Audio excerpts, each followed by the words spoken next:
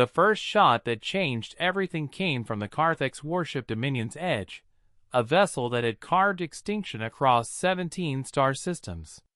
Commander Jothic had perfected the art of first contact over 3 centuries of conquest. The ritual never varied: demonstrate overwhelming force, watch the indigenous species crumble, then accept their surrender. He had obliterated civilizations whose technology rivaled small suns, reduced proud empires to ash and memory with weapons that could split atoms at their fundamental bonds. When his fleet emerged from quantum space above the blue-green world humans called Earth, he felt only the familiar weight of inevitability. The demonstration target was carefully chosen: New York City, a dense population center that would maximize psychological impact while minimizing military retaliation. The particle lance, the same weapon that had vaporized the crystalline cities of War Prime in seconds, charged with enough energy to level everything within a 50-mile radius. Jothic's tactical officer input the coordinates with practiced efficiency. The weapon hummed, reality itself seemed to bend around its charging capacitors, and then it fired. The beam, visible as a streak of impossible violet that screamed through Earth's atmosphere, struck Times Square at exactly 14:47 Eastern Standard Time. 17 million humans watched the live streams, waiting for annihilation. The particle lance struck a street vendor named Marcus Webb, 43 years old, who was selling pretzels on the corner of Broadway and 7th Avenue. The weapon that had broken moons, that could burn through 6 feet of reinforced durasteel in microseconds, hit him square in the chest. The energy discharge was so intense it should have converted his body to its constituent atoms, should have created a crater where he stood, should have triggered a chain reaction that reduced Manhattan to molten glass. Instead, Marcus stumbled backward 3 steps, looked down at his shirt where a faint scorch mark appeared, and said words that would echo across the galaxy. "What the hell was that?" The silence that followed might have been the loudest sound in human history. On the Dominion's Edge, every alarm screamed at once. Jothic's tactical officer ran the diagnostic 3 times, certain the weapon had misfired. Marcus Webb stood in Times Square, surrounded by thousands of equally confused humans, patting his chest where the most powerful weapon in the Carthag's arsenal had left nothing more than singed cotton. He looked up at the sky, at the vast alien ship visible as a dark shadow against the afternoon sun, and something changed in his expression. Not fear. Something harder. Something ancient that lived in the human spine, that had carried humanity from caves to stars, that had never learned to surrender. The video footage circled the globe in minutes. Scientists scrambled to explain the impossible. Governments activated emergency protocols designed for scenarios they'd never truly believed would occur. Religious leaders proclaimed miracles and divine intervention. But on the streets, in homes and offices and schools, a different reaction rippled through humanity. It started as disbelief, transformed into wonder, and crystallized into something the galaxy had never encountered before. A species that had just discovered it was functionally invincible facing weapons that had ended civilizations. Marcus Webb became the most famous human alive, not because he'd done anything heroic, but because he'd simply refused to die when the universe said he should. His survival wasn't a miracle. It was a revelation. And Commander Jothic, watching the replay for the 17th time, felt something he hadn't experienced in 3 centuries of conquest. He felt afraid. The Carthag's high command refused to believe the initial reports. 300 cycles of military dominance don't evaporate because one primitive failed to vaporize properly. They blamed equipment failure, atmospheric interference, some unknown defensive technology the humans must have deployed. Admiral Kreshnal ordered a second demonstration, this time with witnesses from the Galactic Council, with every scanner and recorder focused on the target zone. They chose a smaller city, Des Moines, Iowa, population 200,000. The weapon, a thermobaric fusion warhead, the kind typically reserved for destroying hardened military installations on airless moons. The yield could level everything within 10 miles and render the area uninhabitable for centuries. They announced the strike 24 hours in advance, giving humans time to evacuate, time to watch, time to understand their helplessness. Except Des Moines didn't evacuate. Mayor Sandrichen stood in the city center and made a speech that lasted 3 minutes and 17 seconds. She spoke about human history, about every time humanity had faced the impossible and survived anyway. She talked about Hiroshima and Nagasaki, about people who walked through fire and found themselves still standing.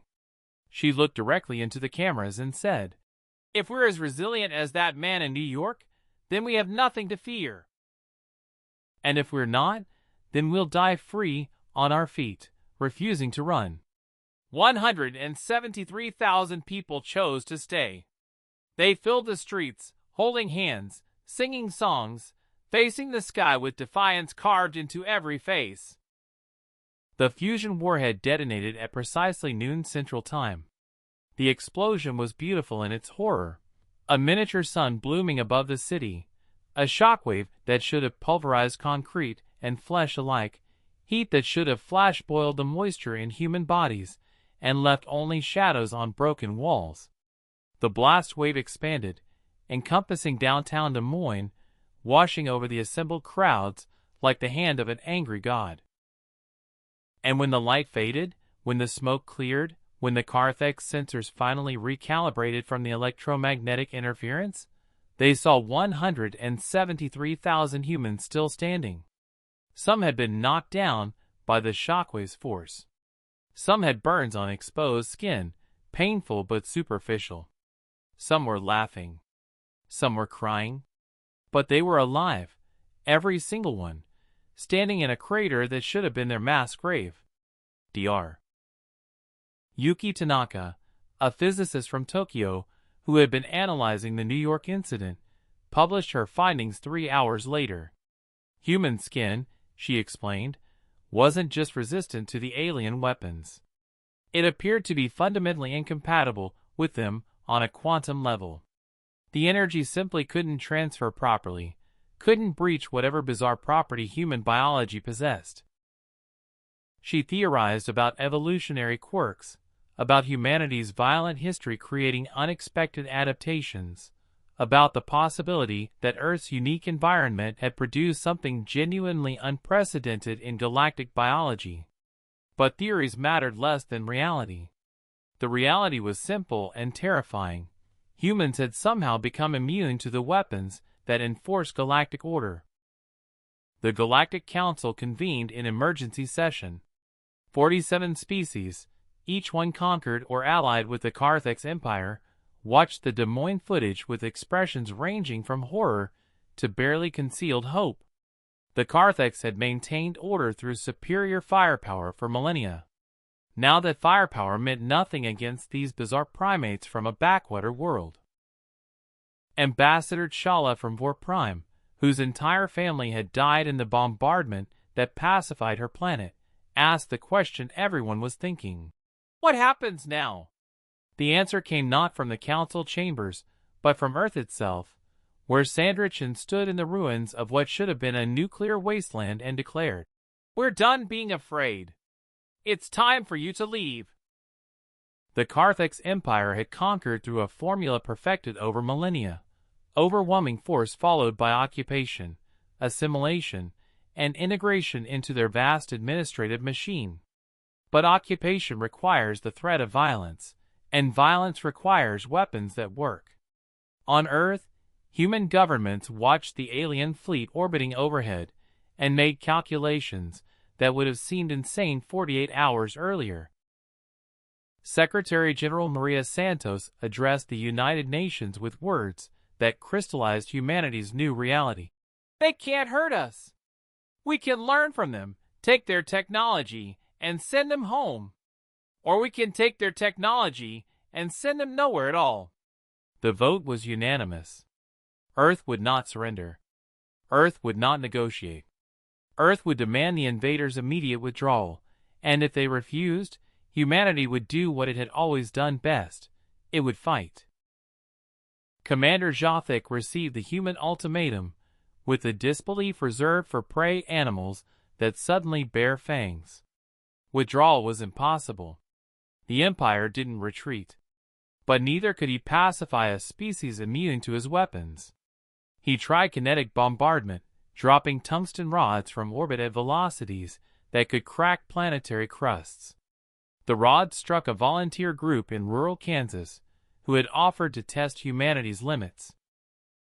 The impacts left craters, certainly, but the volunteers crawled from the rubble with broken bones that would heal, with concussions and internal bleeding that modern medicine could treat. They survived. The Carthax tried biological weapons next, engineered plagues that had depopulated entire continents on other worlds. The diseases couldn't gain purchase in human biochemistry, as incompatible as the energy weapons. Sonic disruptors, gravitational crushers, quantum dissolution fields. Each weapon in the vast Carthax arsenal failed in turn, unable to end human life with the efficiency required for conquest. Dr. James Chin, working with a team at MIT, reverse-engineered the first piece of Carthax technology 37 days after initial contact. It was a power cell, compact and impossibly efficient, capable of generating more energy than a terrestrial nuclear reactor in a package the size of a car battery. Within weeks, humanity had fusion power. Within months, they had working prototypes of Carthax drives, weapons, sensors. The aliens watched from orbit, paralyzed by indecision, as the primitives they'd come to conquer bootstrapped themselves into technological parity with terrifying speed. Humanity had always been good at two things: learning and adapting. Give them an example of advanced technology, and they'd disassemble it, understand it, and improve upon it with the relentless creativity born from 10,000 years of war against each other. The first human ship to achieve faster-than-light travel was the Shanghai, a retrofitted cargo vessel equipped with a Carthax-inspired drive built from scratch in a converted warehouse. Captain Lemay took it out beyond Neptune, activated the quantum fold generator, and emerged 3 light-years away near Alpha Centauri. Her first transmission back to Earth was characteristically blunt. "It works. It's not even that complicated once you understand the principles. We can build hundreds of these." The news hit the Carthax fleet like a physical blow. In less than 2 months, humanity had progressed from spacefaring primitives to a species capable of interstellar travel. And they were angry. Every nation on Earth had diverted resources to military production on a scale not seen since World War II.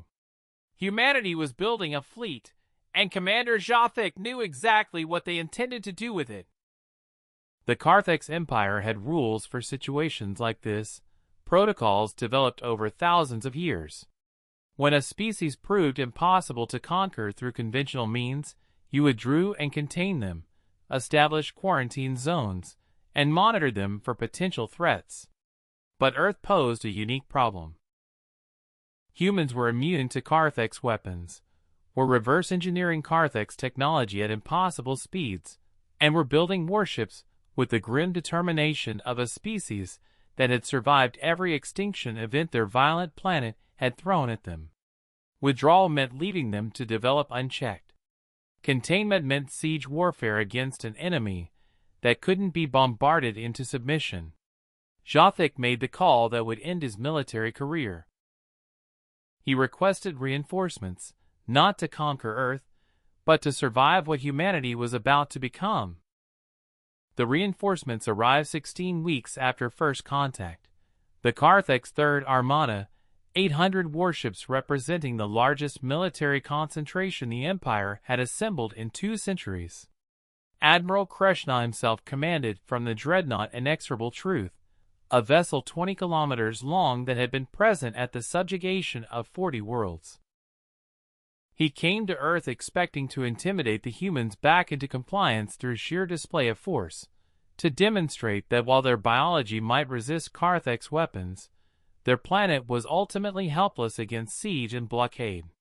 He found Earth surrounded by 300 human warships, crude vessels built in shipyards that hadn't existed 4 months earlier, crewed by pilots with no combat experience but carrying weapons reverse-engineered from captured Carthag's technology. And those weapons, Admiral Krishna discovered, worked perfectly fine on Carthag's physiology. The Battle of Earth orbit lasted 6 hours and 12 minutes. It began when Admiral Krishna, still believing in the superiority of Carthag's training and experience, ordered a demonstration of firepower, a full broadside from the inexorable truth aimed at the human flagship Defiance. The particle beam struck home, washing over the human vessel with enough energy to atomize a small moon. The Defiance emerged from the barrage with scorched armor and dead communications arrays, but its crew survived, protected by the same impossible resilience that had saved Marcus Webb in Times Square. Then the Defiance returned fire with weapons that worked exactly as designed, and the inexorable truth discovered that Carthag's shields weren't designed to stop their own technology wielded by an enemy immune to retaliation. The battle became a slaughter. Human ships absorbed damage that should have been fatal, their crews surviving direct hits through bulkheads that provided no real protection, while Carthag's vessels died to their own weapons turned against them. Admiral Krishna ordered retreat after the first hour, but human pilots, many of them former fighter jocks and combat veterans who trained against each other, pressed the attack with a ferocity that shocked the galactic observers. They rammed damaged ships into Carthag's vessels, their crews surviving impacts that pulverized the alien hulls.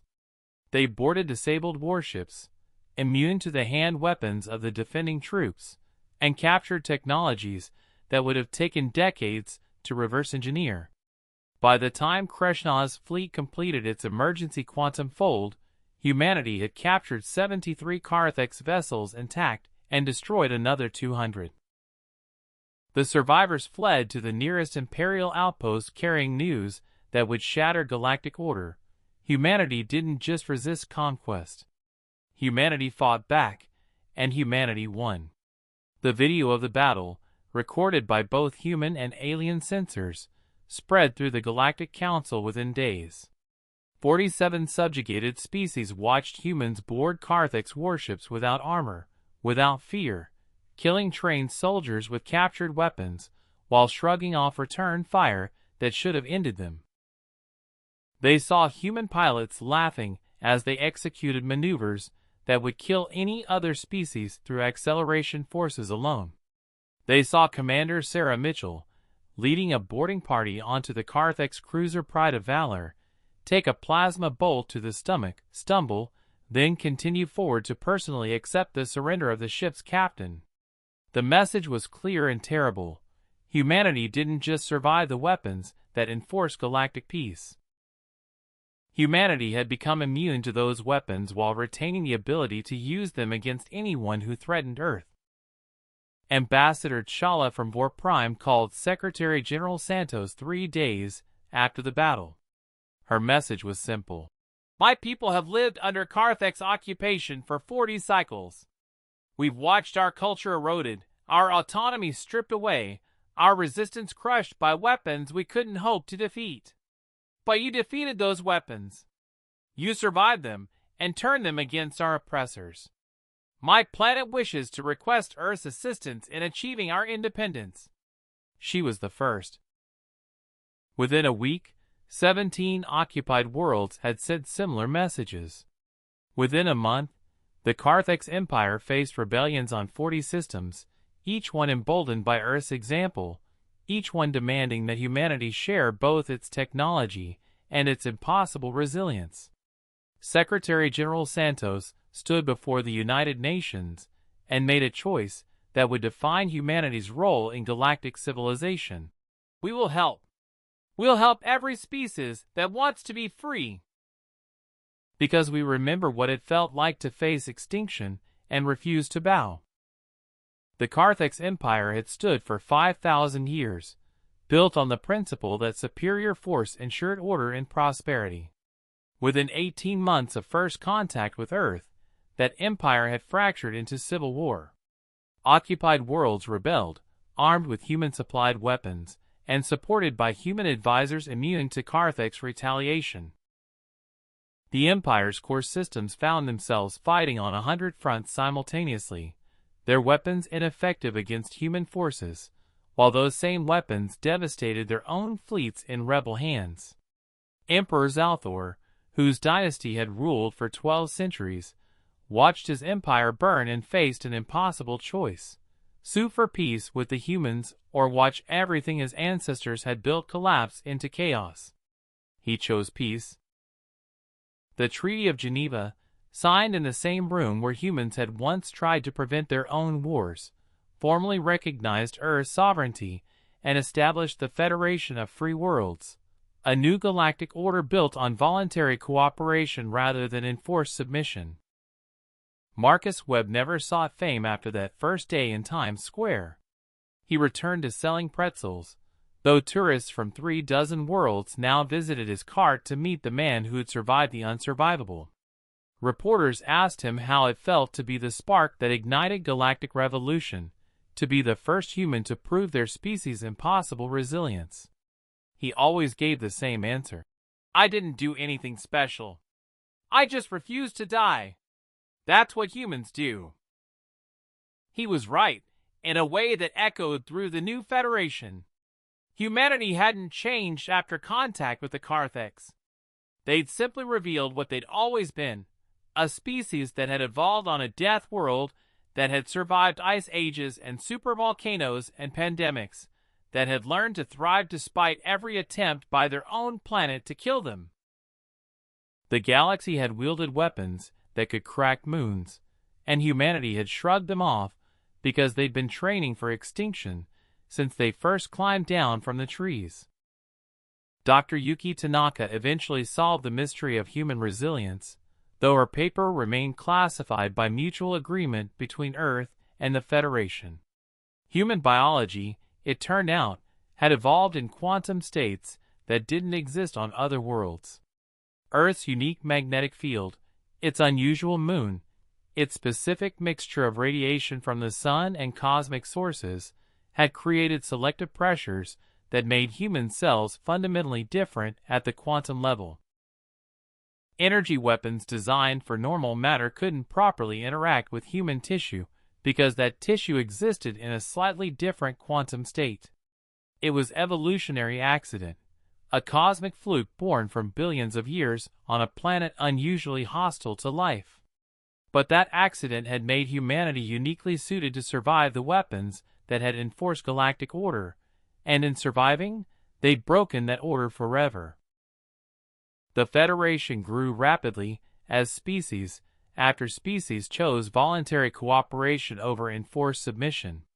Humanity shared its reverse-engineered technology freely, understanding that monopolizing power would simply recreate the Carthages Empire under a different name. They helped establish defense forces, mediated disputes, and used their unique immunity to enforce peace when necessary. Human peacekeepers became a fixture on contested worlds, their presence ensuring that negotiations proceeded without the threat of violence because the humans literally couldn't be threatened. It wasn't the future anyone had imagined. Humanity had dreamed of first contact for centuries, had imagined partnership with benevolent aliens or desperate wars against hostile invaders.